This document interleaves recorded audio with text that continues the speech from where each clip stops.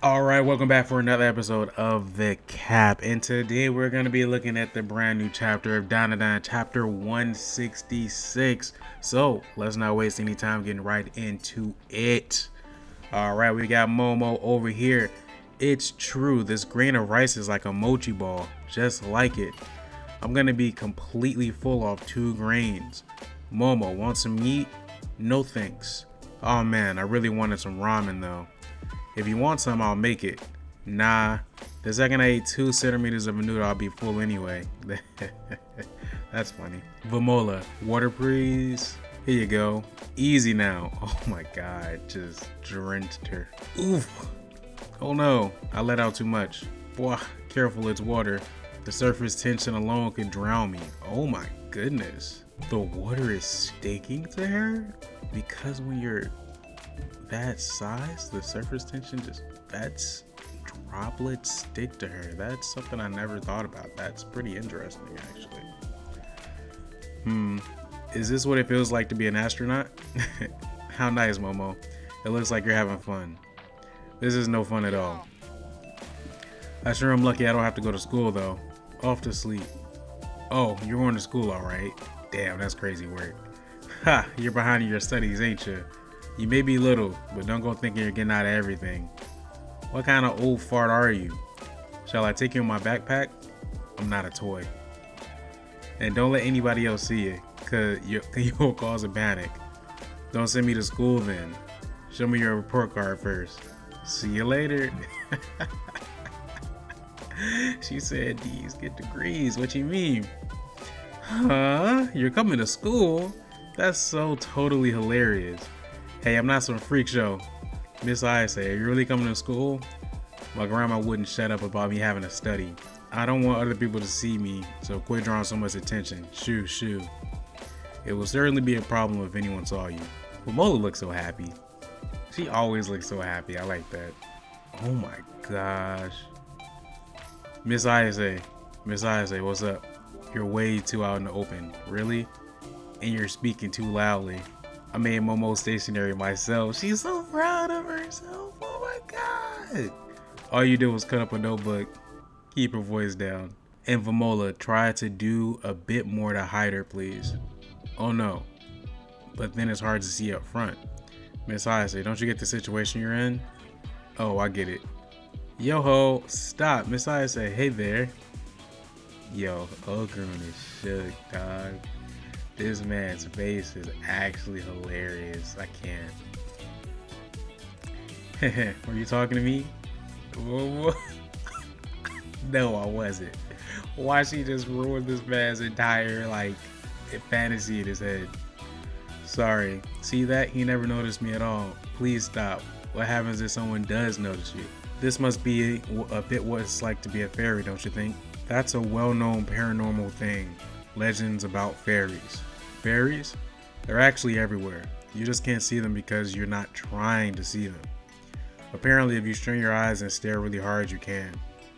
People a long time ago could see them, but people these days mostly have lost the ability to do so, or so I hear. Of course, that's it, Miss Ayase. What's it? You Takakura boy. What's up with all the racket? Yes, sorry, sir. Okarun, you got totally chewed out. It was your fault. Let's go to the library after. Wilco? That's weird. Is that supposed to be will do? Please look for books about fairies. Even novels or history books. Anything will do. Fairies show up a lot in artwork that has mythological motifs. This says that people who are socially vulnerable are depicted as small, forgettable presences. Unforgivable? What the fuck is unforgivable? Everyone, I'm sorry. You all have to do this for me. Don't say that. You're in a bind, Miss Ayase. It's only natural that we'd help you. Sober Granny never did show up again after all that, did she? Nope, not once. I figured she'd get hungry and come right back. My grandma acts pretty tough, but the truth is she totally misses her. And I miss her too. So do I. And we can't use Turbo Granny's power anymore either. Well, it was a curse after all. So did you actually get your family jewels back? Did you check? I did. Bob's your uncle. Hilarious. Miss Ayase, you know about my confession? Whoa, wait, hold on, not yet, stop. Just wait until I'm properly normal again. Understood. But don't even think about cheating on me. How about cheating on you, but you... Nah, she out of pocket, bro. But don't even think about cheating on me. What do you mean cheating when you aren't even going steady yet? So you do intend to cheat. That's not what I'm saying. Don't avoid eye contact, you son of a... Look at me when I'm talking to you. Stop, that tickles. What the hell is that? And that is the chapter. Oh, man. Alright, so let's go over this real quick. Looks like we have a pretty quick breakdown, though. Not a crazy amount that went down in this chapter. Mainly just covers kind of the life of having a miniature friend that's the size of a doll. But we start off by finding out that Momo can't really eat too much without getting full. She basically is really like miniaturized, like everything is, so that includes her stomach. Eating and drinking is a bit of a chore for her. She actually has to deal with things sticking to her body, like water droplets sticking to her body, which is actually insane. She looks so shook too. It's like yeah, it's definitely like something you would never expect. So she thinks she doesn't have to go to school. She was pretty much just gonna chill around, but her grandma was like, nah, you gotta go to school because I know you're failing. I don't know if that's the only reason. I feel like there has to be another reason that she sent her there. Maybe she just didn't want her at home with her all day because she wanted to do something else. But sending her to school just to study when she's the size of a doll is kind of weird. We have this whole little section where we kind of notice that people can't see her. So this really brings me to a little something that they bring up later in the chapter. But we'll get to that in a little bit. Vamora is just being as cute as usual. She's very proud of what she's doing to help Momo, and she's just very happy. And then she casually turns this guy down that is not very like cognizant of what's going on. Then we get introduced to the idea of fairies, right? And Momo goes into detail saying that fairies generally can't be seen by people because people have forgotten how to, and it really makes you think that Momo may have been turned into a fairy, mainly because it seems as though people can't see her even though she's right there, because like she's out in the open. I'm not sure who all went to middle school where you had like desks and stuff, because I know some places there's like other ways to do it, whatever. But I went to school where I had desks. If I looked over, I can see my like classmate's desk in its entirety. There's no way this guy would have not seen that miniature person. So it really makes me think that maybe she is a fairy, and that's what we're alluding to, and that's what we're actually getting on to at the end of the chapter. So Okarun is like, yeah, we're gonna look into these fairies. They're tiny spiritual beings, so maybe they'll know something about it. I don't think he thinks Momo's a fairy right now, but from there we actually get a little bit more information about how hurt they all are about Turbo Granny being gone, especially Seiko.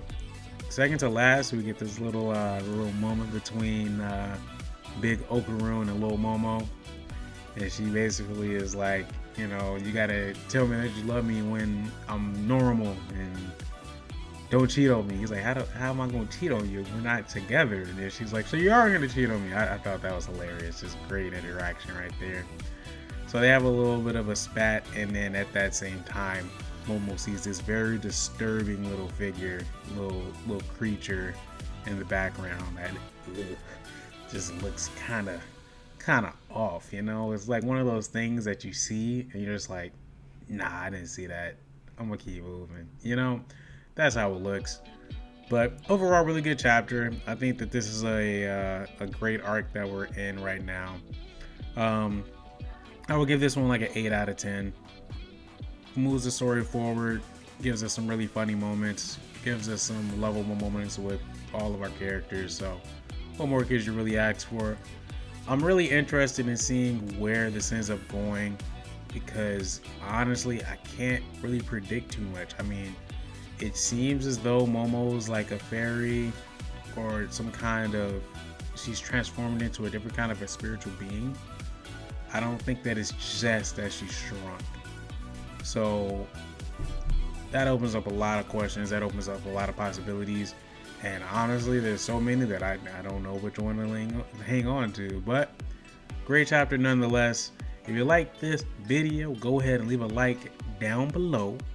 Subscribe to my channel if you want to see more DanDaDan content. And comment what you think is going on in this arc and what you think is going to happen. Alright.